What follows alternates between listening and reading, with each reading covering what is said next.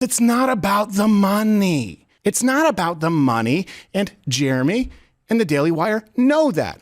I want to sit at the table with people who, granted, have an immense amount of power and have incredibly deep pockets. That is all true. Multi-million-dollar penalties. If I failed to do that, it would be a $250,000 reduction in fee per quarter. It'd be a separate $1 million penalty, $100,000 daily penalty. Think if someone said, hey, we're going to penalize you $10,000? It's not about the money. Whoa, hold on. Give it to me.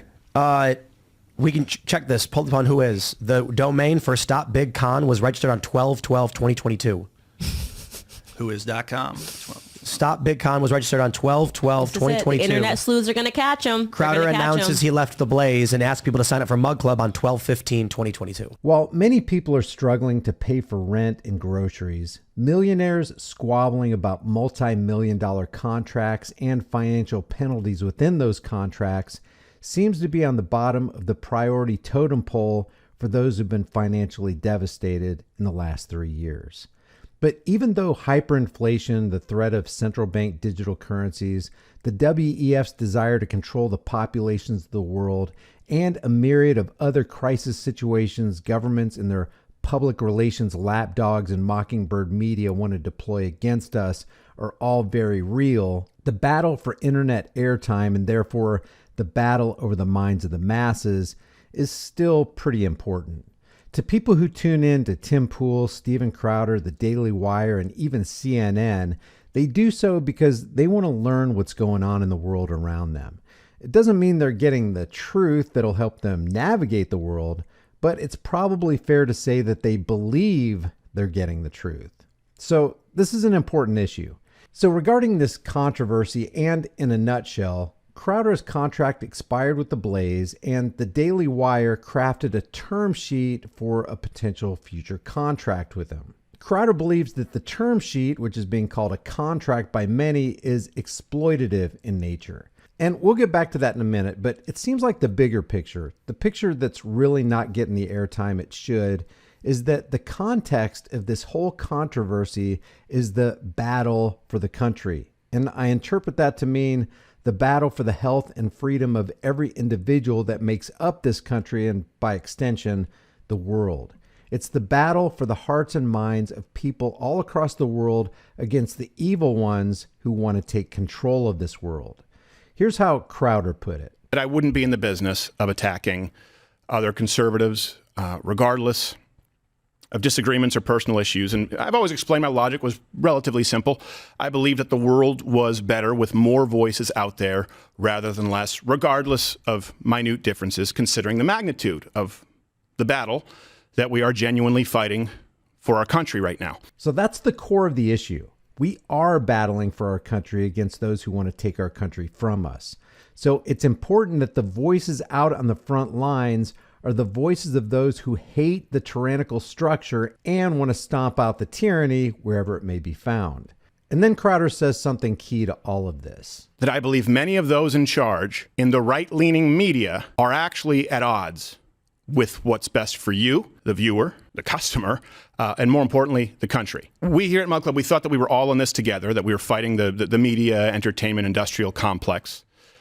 We thought that we were all genuinely taking it to big tech. But too many of those in charge of the big conservative platforms are verifiably in bed with them. Big tech is in bed with big con. The people you thought, the people I thought were fighting for you, a lot of it has been a big con. So Crowder's saying that millions of people were conned into believing that the big conservative outlets were fighting for this country. Well, it turns out that they were in bed with the media industrial complex and doing the bidding of big tech. We all know that both of these massive entities and the people who run them are for everything that's evil and against everything that's good.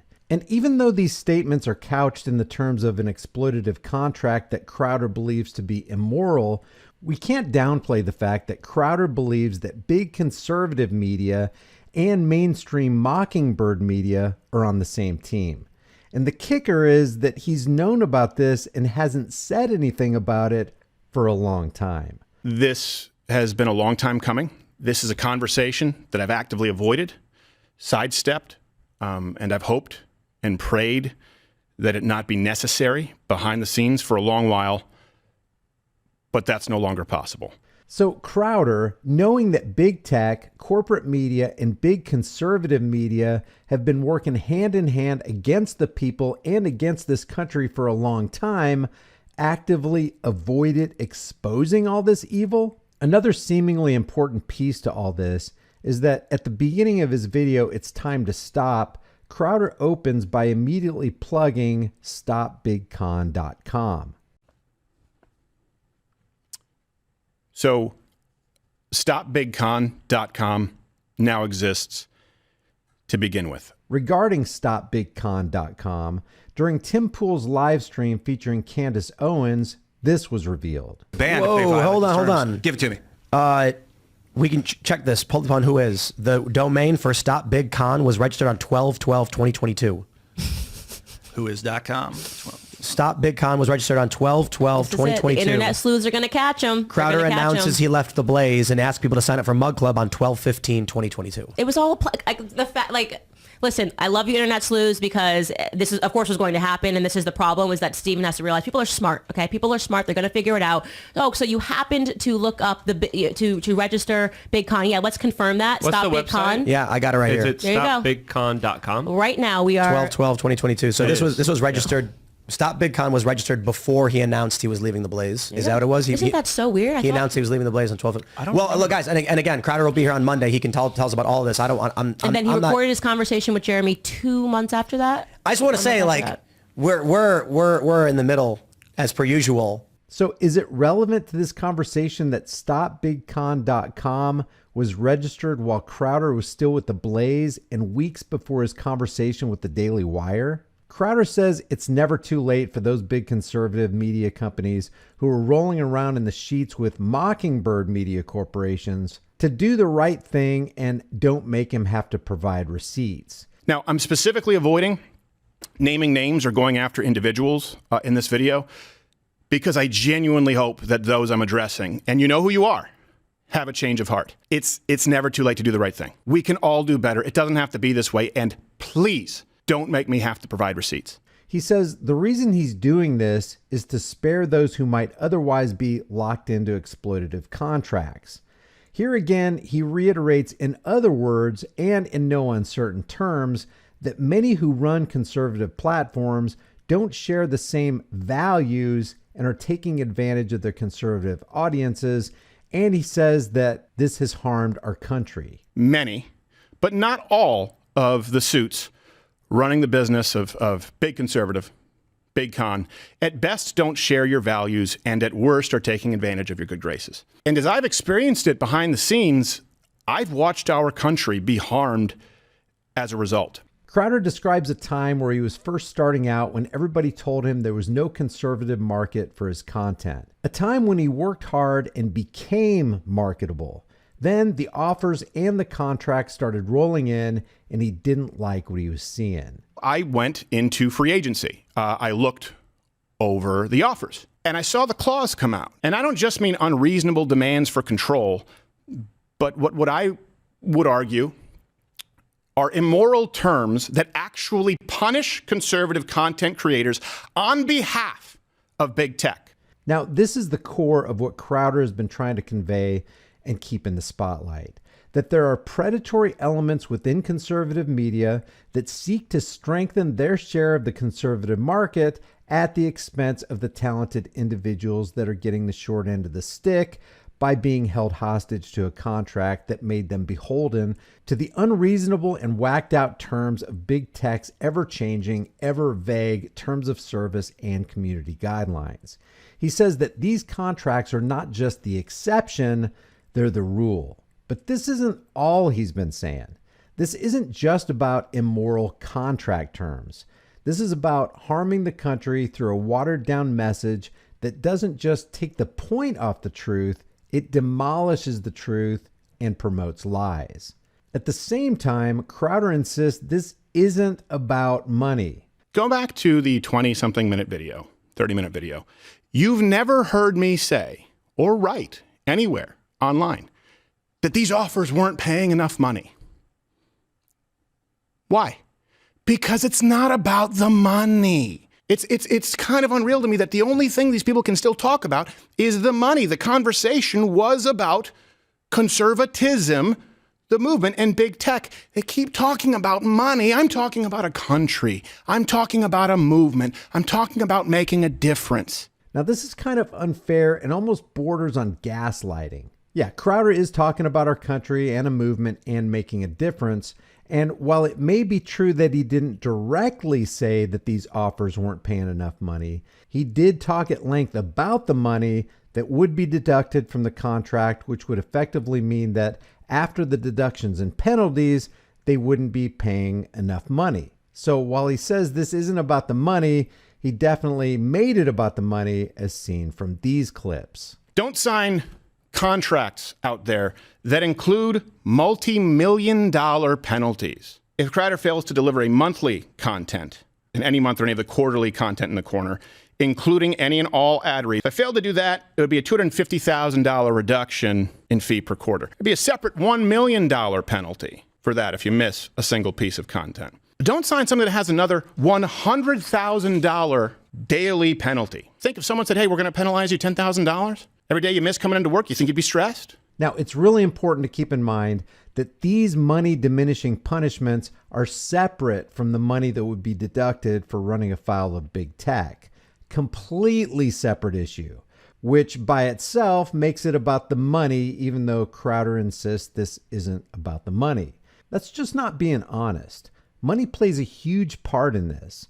To say it's not about the money is just not true.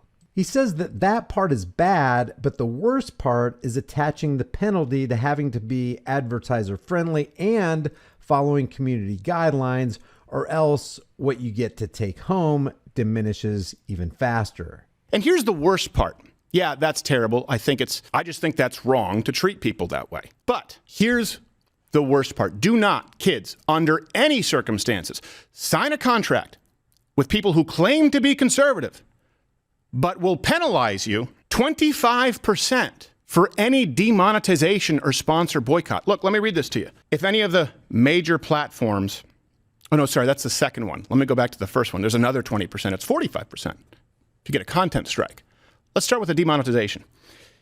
If blank is boycotted or dropped by more than 50% of the advertising partners, the company is not able to replace them within 90 days, the fee will be reduced by 25%. That's a sponsorship boycott. So that's saying, hey, liberals, boycotts work. They work on our guys. We'll punish them for you. Let me go on. Specifically, YouTube demonetization. If any of the major platforms issues a content strike such that Crowder cannot be monetized on such platform, and the company is not able to resolve the issue within 90 days, the fee will be reduced by 25% moving forward. Now, I thought this was a mistake because, these people maybe didn't know who I am, that we've been demonetized for 3 years.